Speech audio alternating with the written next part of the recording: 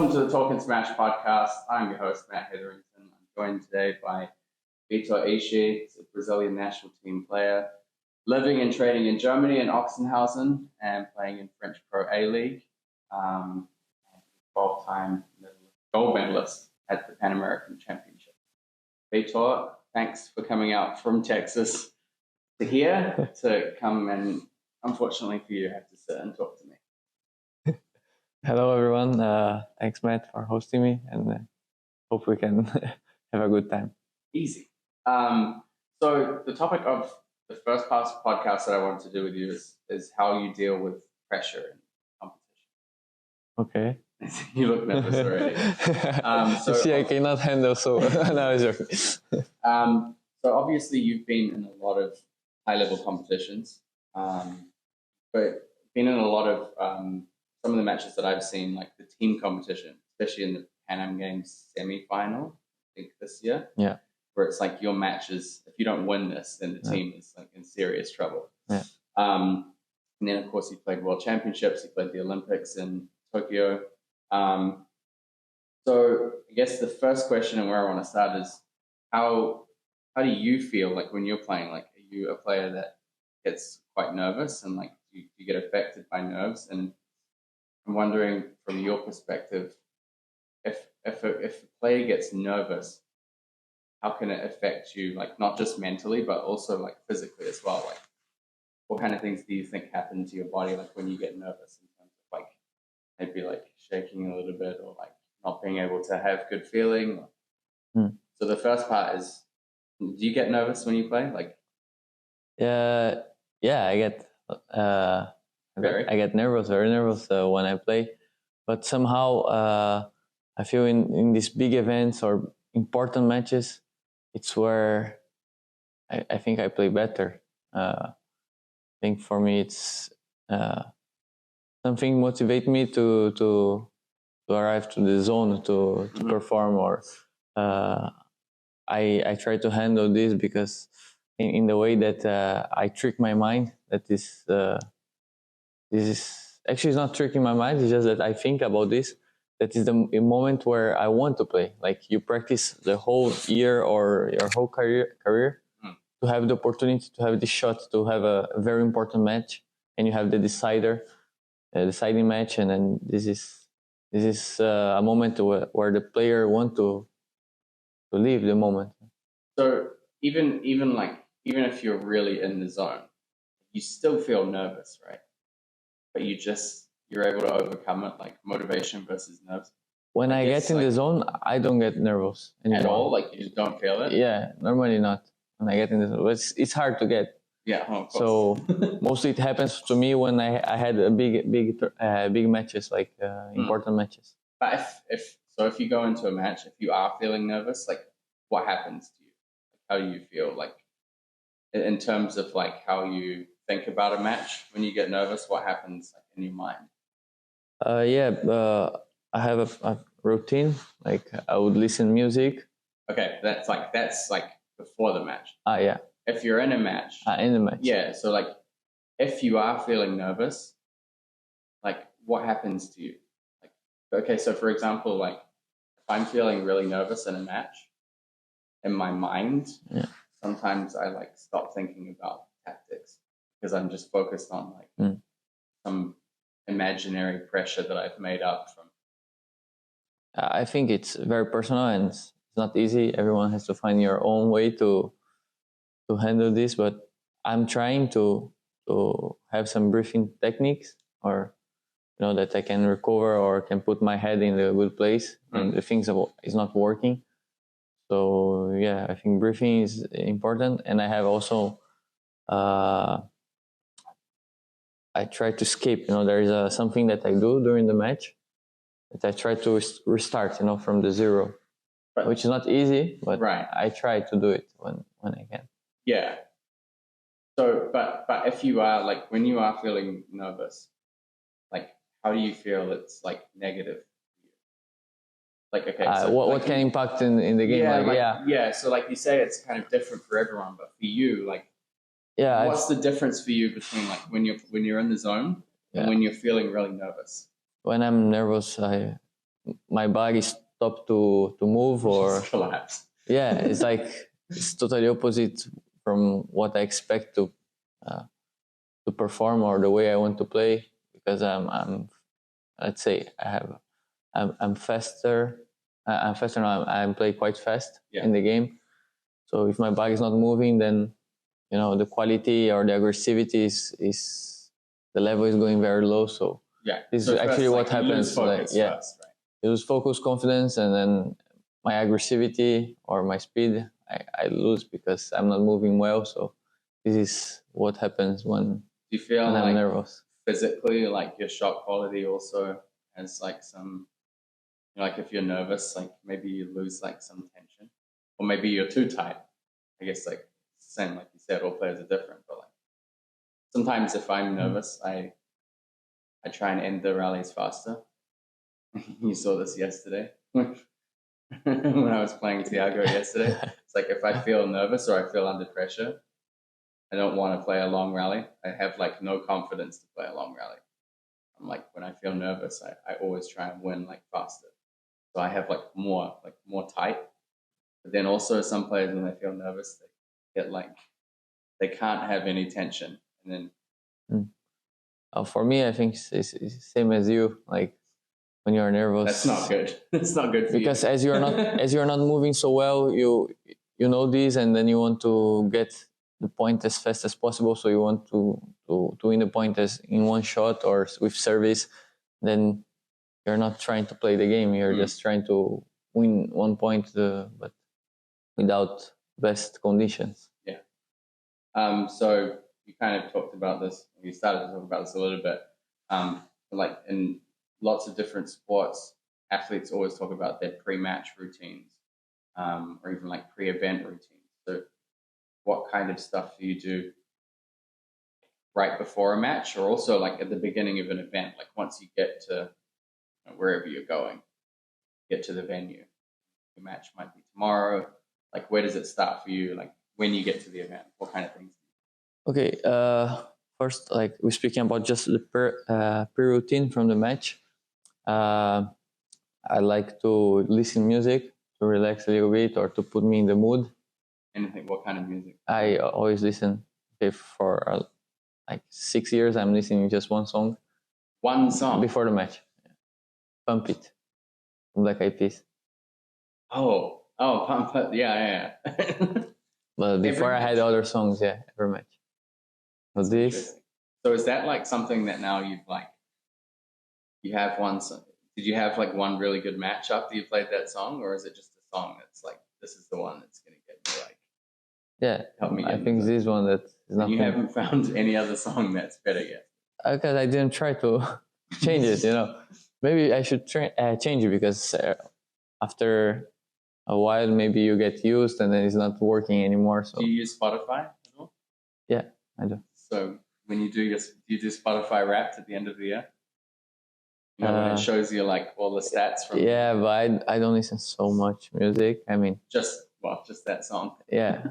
No, I like music, but I'm not using so much Spotify. I do have, but I am not using so much. But probably this song will be number one. Yeah. Actually, I think I checked like 2 years ago and it was number one. You play a lot of matches.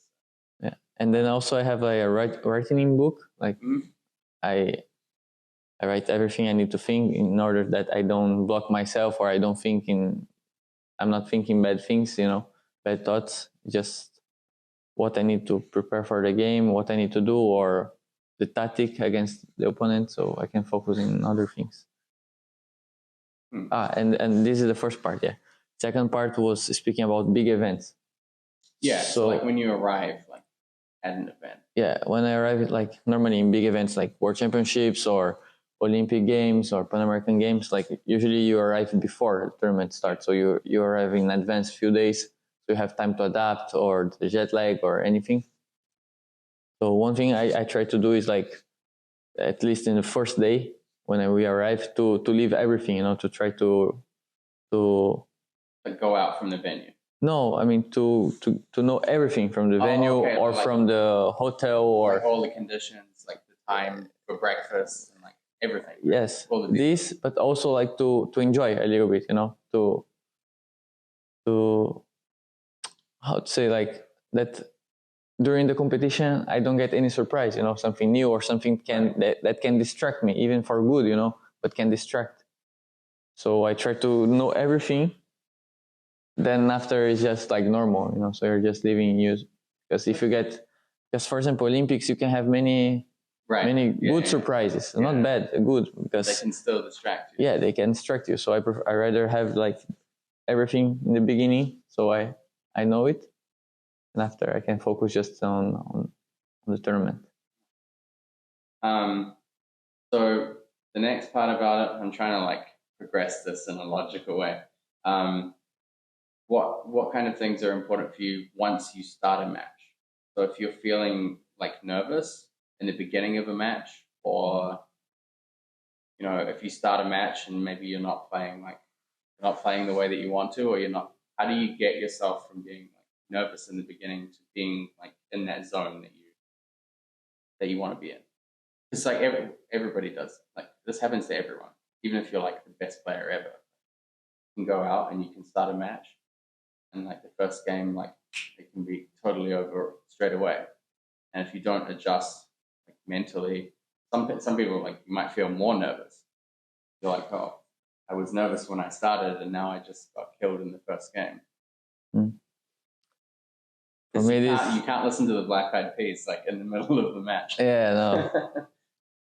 No, I think it's hard to answer this, because it can yeah, it can happen anything. Like sometimes you find something that the opponent is not feeling comfortable, so you try to explore this.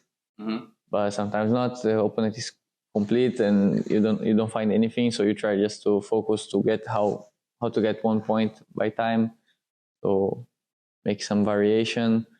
But the most important, I think, is that you try to don't control the bad thoughts, like what if, what, I don't know, like things that you cannot control. So just try to focus on things you can control, actually. So is there anything that you do like in the middle of a match that helps you like flip the switch? Yeah, like I talked about that Pan Am semi-final in the teams. It was like that match. Like, yeah, I was 0-2. Like, I was 0-2. Right, it's like and a perfect example. And 1-2 for Argentina against us. So this was very important. Yeah. So what happens? Like, how do you go from being 0-2 in a match where if you lose, Brazil loses in the semi-final, to like there was like, it's kind of hard to, you can see where the turning point is in the match, but it's like the two people that were playing before and after it are almost like different players. Yeah, I think especially in this match, I was playing good from the beginning. I feel like playing good. I mean, like putting many balls on table, many rallies, but it was not the most clever way to play. So I was just playing like open game, and then I was feeling good, but I was not winning the points. So from 0-2, you are almost done. So you need to change, and then I focus on what I needed to do, like to change or tactically, and then it worked. I mean, I felt I was already in the game. I just needed to adjust something. Then you start to win the points, which you were not winning before. So you start to getting more confidence, and then confidence is giving you this way to get in the zone. So after the first set, when I was 1-2, I felt already that I knew what I had to do. Actually, it's quite interesting, because in table tennis, you can change like something really small, and then you can go from like 0-2 to like winning a match. But it can be something tiny. Like I played last year when I was in New Zealand, and I played somebody that I'd already beaten before, and then I was losing 0-2, best of 5. I think the only thing that I really changed is was playing left-hander against left-hander, and I was like, okay, if I keep serving lots of diagonal, then he's going to backhand flick, and speed for me was like a little bit strange. I was like, okay, if I'm playing left-hand, I should serve lots short forehand. That's literally the only thing that I changed. And then everything else in the rallies were suddenly like not 50-50, they were like 70% for me. I guess people don't think about you can literally change one tiny thing. I saw many times, like it happens to me many times for good or for bad. You know, I can remember some matches that I lost when I just changed one service and then I found the way, and the match changed completely. So I won the match because of one service, and it was not my best service. So, and also I lost games because of this, because of some service that I couldn't find the way to receive so well. So it changed everything. Okay. So in the middle of every podcast, I add like a break. I try and think of some fun topics. Because this is about pressure, this is a short one. So, but because it's about pressure, it's a make or break segment. So you have to tell me on a scale of 1 to 10. 1 is worst and 10 is good. Yeah, yes, really good. You have to tell me how confident that you are that you could pull off the following. So the first one is you're at 10-10 in the 7th game. Very important match. On a scale of 1 to 10, how confident are you that you can serve long fast? I would say 8. 8? Yeah. Because like, if I think I need to do, I would do it. It's just that like you always have this. But if the guy, maybe, or he knows it, because if you are in the decider in 10-10, he knows already that you can do long service, because I did already during the match probably. So you're just thinking, if he's ready for this or not. Yeah. So it's the game, but I would be 8. Yeah. Do you play basketball at all? Much? You like NBA, right? Yeah, I like to follow. Okay, so if you have one attempt to sink 3-point shot in basketball. You speaking about confidence or the probability that I will put? So you're confident. How confident do you feel that you can make it in one shot? Let's say from like the front of the key, not from the sides. I would say 2. I'm not so good. But actually, with camera, maybe I'm better, because I had a recently experience that the TV was like, I was with Hugo, then they were recording us. You made it 1? No, I made every shot from 3. Like, I made like 5 out of 6 or something like this. Like, this is not normal. Normally I cannot put 1, and then this day I was feeling it. Maybe I should have asked you this question like on that day. Maybe it'd be like 10. Yeah. How confident on a scale of 1 to 10 would you be that you can win at least 5 points in one game with Marlon? Have you played Marlon before? Never played Marlon. At least 5.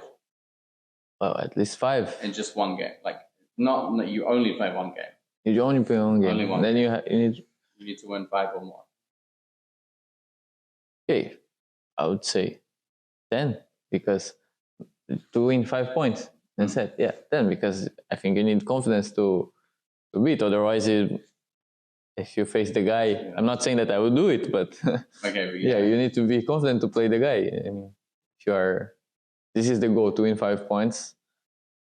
I think you need to have confidence to play this guy. And the last one I did, because we've been doing photo shooting and you can't keep a straight face, is on a scale of 1 to 10, how confident are you that you can have a staring contest with me for 10 seconds without laughing?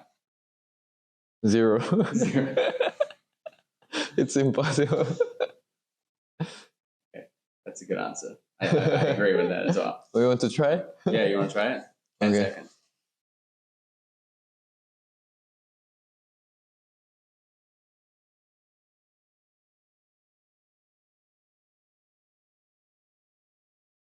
This is easy for you. You said you did the not on the camera. Whole one day of photo shooting, and I didn't even have to look at you, and you couldn't do a straight face. So now I'm going to show I'm going to show Jose this afterwards, the photographer. Okay, great. All right, we've got two more parts. So we've gone over how the nerves could affect you, like physically. We've gone over like stuff you can do before a match, stuff you can do during a match. the next question I wanted to ask you is if there are any things that you build into your practice, or even stuff that you don't do, but that you might suggest to other people as part of their practice or as part of their match practice that could help them handle pressure better. Well, I think something that might help is when you're making exercise, even if you're doing like footwork, you are like thinking to win the point, or that, or you count, or you simulate a match, or you like 8-8. Every point you play is like you're thinking 8-8 or 10-10, something like this. That you can trick your mind that is really important, the point, and then you give everything in the point. This might help, like always starting from serve in your topspin drills, that it feels like a point. Yeah, and then adding score as well. Yeah, but did you ever by yourself, just to trick your mind the way you approach the so point? Not even like with the other player. You can, could be, okay. But I'm just saying like you can do by yourself, or you can also play with the opponent and try to. Did you, when you were growing up, did you ever play like if you were in a group with some players from different levels, did you ever play like, if you were higher level than this player, then you have to give them like 5 points and stuff? Yeah. Like yesterday. 1-1. No, but yeah, normally we do this, or when I was growing up also we had like some matches that we play in a group, like everyone play like 1 point, or when you lose you go out and then your teammate enter, so you need to play every point. Yeah, like very important for the team. So matches. Yeah. And I love to do this, to play this kind of. I don't know whether it's like a Brazilian thing, but we played that in the US in the clubs a lot, and it was called Brazilian team. So I don't know whether really? Everyone calls it Brazilian team. So maybe you guys invented it. I don't know. Yeah, I remember when I was really young, we were still playing D21. So I didn't get this. I've just aged myself. Right in the beginning, just before. Yeah, it was only a couple of years after I started playing the change. But we would do this in the club, like with the kids that we were playing.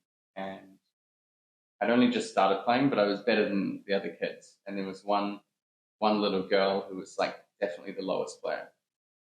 And the coach was like, okay, everyone plays one game for 21. Maybe this person starts with 8, this person starts with 10. Then they were like, okay, if you're playing this girl, you have to give her 19 points. 19? Yeah. So like right from the very young age, it was like you learn how important 1 point is.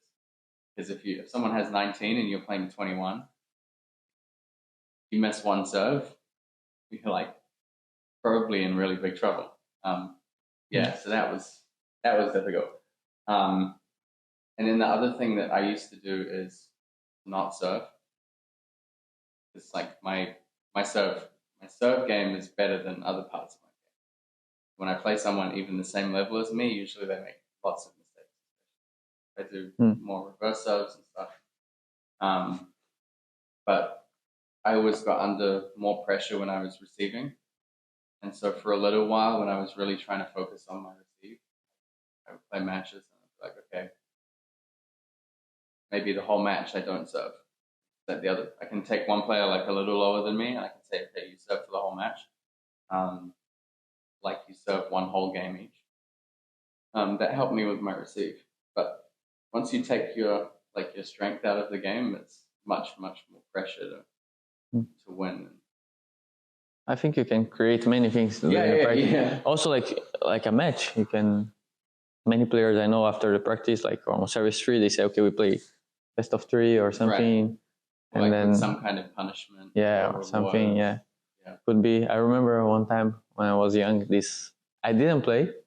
But I remember this because like it was like Hugo in junior time, and then Gustavo Tsuboy, which was like, I think in the moment maybe the number 1 from Brazil.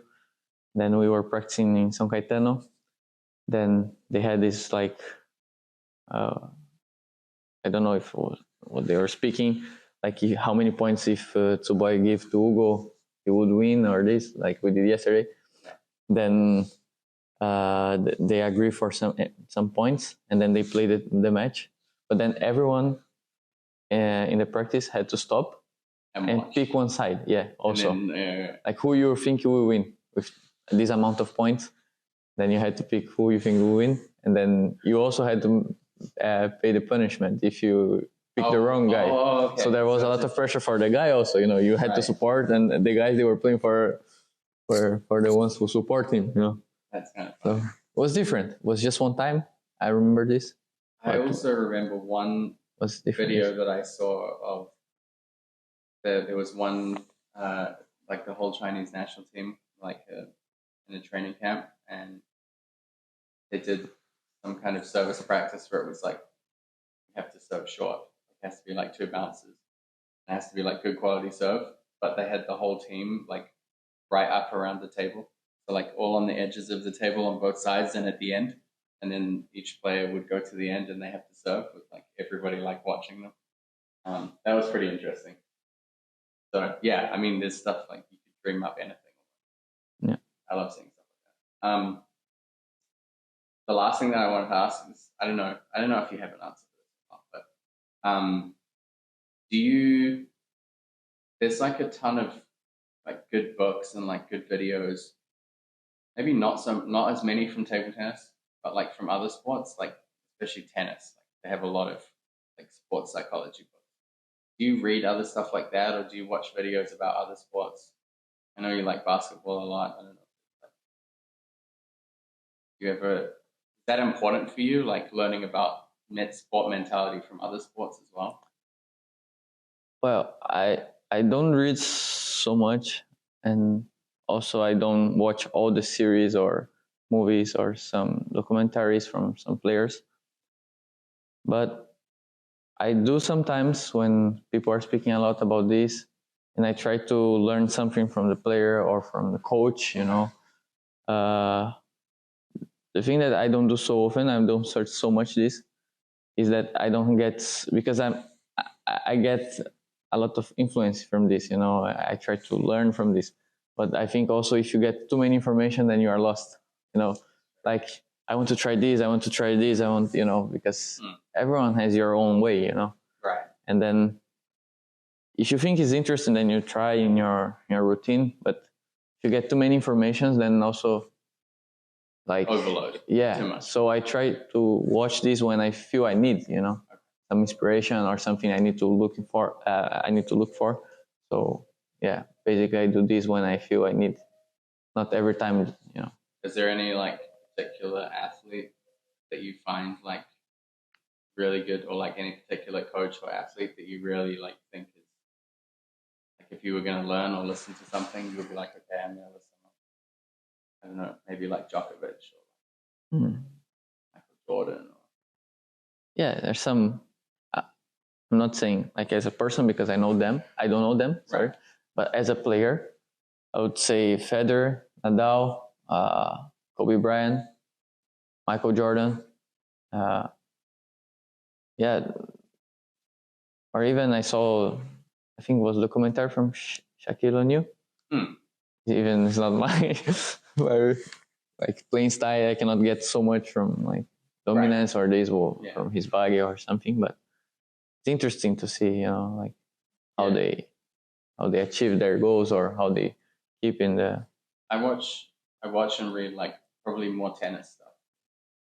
So like Netflix, they have this series called Breakpoint, where they take behind the scenes with the tennis players and like the big tournaments. Very interesting to see like even like their physical warm up and like when they start preparing and everything that happens between matches and before. It's kind of like everything that we've covered in this podcast. But I think the best book that I read was from Andre Agassi's coach, Brad Gilbert, and it's called Winning Ugly. Like Brad Gilbert is this tennis player who like he didn't have a really good serve and he didn't have a really good forehand and he didn't have a really good backhand. Like nothing was like really high level, but everything together and like his brain was like he was still top 10 in the world. And, like, What's that? What's called? It's called Winning Ugly. Winning Ugly. Yeah. So it's like, even if you have like ugly technique or like no big strengths, like, how do you still win? Which is, you know, for me, I grew up in a club and basically taught myself how to play table tennis. So for me, like, figuring out how to win is more important. That was a really good book. If I had it, I would lend it. But I'm gonna have to get my fourth copy now. I have to buy it again. Every time I give it to someone to read, they say I want to keep it. So now I think 3 already. Winning Ugly. Winning Ugly. Yeah. It's from coach from Agassi, right? Yes. I was reading Agassi, but I just arrived to the half and then this one I didn't continue. Yeah. So yeah. All right. Yeah, maybe I'll buy it for you next time I see you. All right, cool. Thanks, Vitor.